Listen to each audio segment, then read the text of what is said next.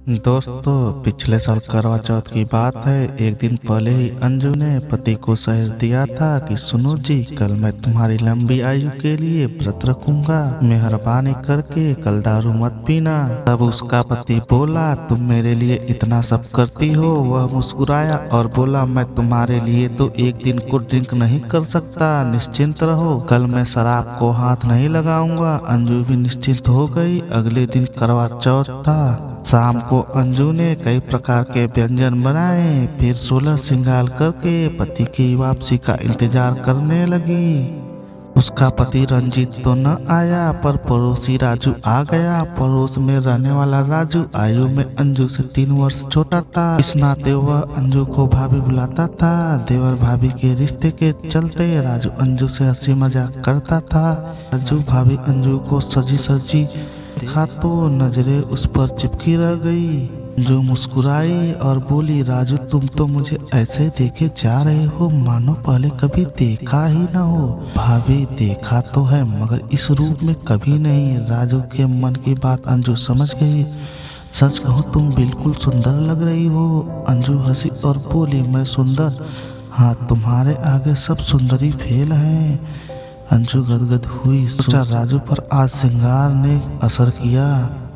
इसी तरह रोज सजा संवरा करेगी। बीवी से ज्यादा नशा और कौन सा होता है।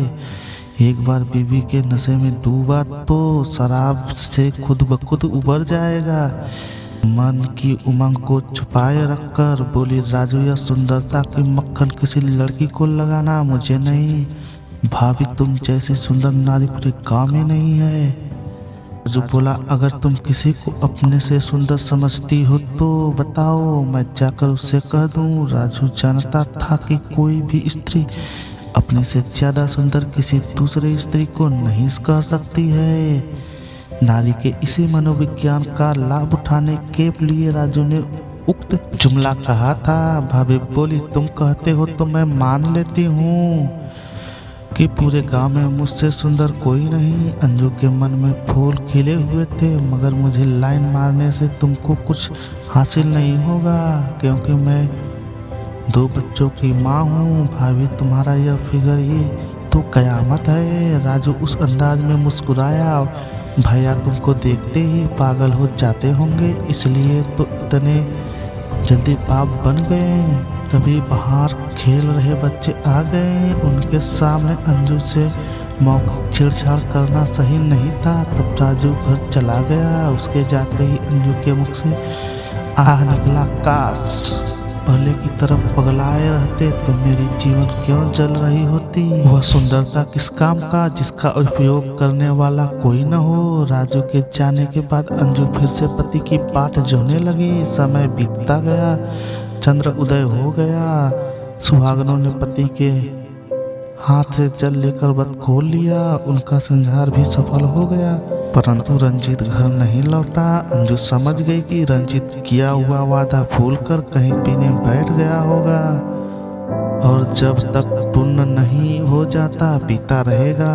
दोनों बच्चे खा पी कर सो गए। रात 10 बजते बजते अंजू के मन में विद्रोह की चिंगारियां होने लगी। यह कैसा पति है जिसके लिए मैं दिन भर भूखी प्यासी रही, जिसके लिए मैंने दुल्हन सा श्रृंगार किया, जिसे मेरा व्रत खुलवाना था, वही लापता है। मेरी जरा भी परवाह नहीं है इस आदमी को। पति ऐसे निर्मोही होते हैं क्या। अंजू ने व्रत भी नहीं खोला। बेचैनी से कमरे में हलचल करने लगी। तेजी से चढ़ रही थी। गली में आवारा कुत्ते जोर जोर से भौंक रहे थे। 11:30 बज रहे थे। तब नशे में डगमगाता हुआ रंजीत घर आया। उसकी हालत देखकर अंजू का क्रोध काबू से बाहर हो गया। तुम्हें मुझसे प्यारी शराब है, कम से कम आज के दिन तो शराब से परहेज किया होता। दिन भर की थकान उतारने के लिए अगर थोड़ी सी पी लेता हूँ तो तेरे कलेजे पर सांप क्यों लेटता है। रंजीत के मुंह से ठर्रे का भक निकल रहा था। तुम्हारा यह पहला करवा चौथ नहीं है, बीते कई साल से मना रही हो। ईश्वर पहले से जीवन मृत्यु लिख देता है। कोई व्रत पूजा पाठ किसी की आयु बढ़ा सकता है न घटा सकता है। यह सब औरतों का ढकोसला है। व्रत रखने वाली स्त्रियां मूर्ख हैं, हाँ मूर्ख हैं। नारी को अच्छा नहीं कह सकते तो बुरा भी मत कहो। मैं तो कहूँगा तुझे से जो उखाड़ते बने उखाड़ ले। इसके बाद वह अंजू को गालियां देने लगा। रंजीत इतनी अधिक मात्रा में शराब पिए था शायद उसे खुद पता नहीं था कि वह क्या बोल रहा है। अंजू ने विरोध किया तो जुबान चलने के साथ रंजीत का हाथ भी चलने लगा। पहले हाथ चले फिर लातों से भी चलने लगी। अंजू को पीटने के बाद रंजीत बेड पर पड़कर बेसुध होकर अंजू के मन में पहले से चटक रही चिंगारी अब शोला बन गई। उसने सोच लिया कि न तो अब वह इस आदमी के भरोसे रहेगी न अपना यौवन जलाएगी। राजू उसे चाहता है, वह भी टूट कर उसे चाहेगी। उक्त निर्णय करने के बाद अंजू के मन को राहत मिली। उसने स्वयं अपना व्रत खोला और खा पी कर सो गई। सुबह समय पर अंजू की नींद खुली पर वह जागी नहीं। न पति ने उसे उठने को कहा। रात के बने व्यंजन खाकर वह काम पर चला गया। पति के जाने के बाद अंजू उठी। नित्य कर्मों से निवृत्त होने के बाद स्नान करके रात का रखा भोजन किया। बच्चों को भी कराया। पति होने के निर्णय पर वह अड़ी गई थी। दोपहर होते ही अंजू ने राजू को बुलाया। बच्चों को खेलने के लिए बाहर भेजकर उसने दरवाजा अंदर से बंद किया और उसे अंदरूनी कमरे में ले गई। उसके बाद राजू की आंखों में आंखें डालकर बोली, राजू मैं तुमको फिल्मी हीरोइन जैसी सुंदर और सेक्सी लगती हूँ। राजू घबरा गया। एकदम से उसे कोई जवाब नहीं सूझा। घबराओ मत, अंजू ने मुस्कुराकर उसका हौसला बढ़ाया। कल तुम खुद बोल रहे थे और आज बोलती बंद है। एक बार फिर कहो ना भाभी, तुम्हारे आगे फिल्मी हीरोइन फेल है। राजू ने अंजू का मन समझा तो बोला, बैठा। भाभी तुम हीरोइनों से अधिक सुंदर हो। इतनी सुंदर औरत तुम्हारे सामने है और तुम्हें एकांत में बुलाकर बातें कर रही है। क्या करना चाहिए तुम्हें? आप ही बताओ क्या करना चाहिए। राजू मुस्कुराया। प्यार और क्या करो ना सूझे मुझे से प्यार। राजू के लिए यह हैरानी का एक झटका था। वह स्तब्ध खड़ा रह गया। राजू शक्ति एवं पौरुष का धनी था। उस दोपहर उसने अंजू की देह को यूं शांत किया कि वह उसकी दीवानी हो गई। पत्नी तो वह रंजीत की थी पर पत्नी धर्म राजू से निभाती रही।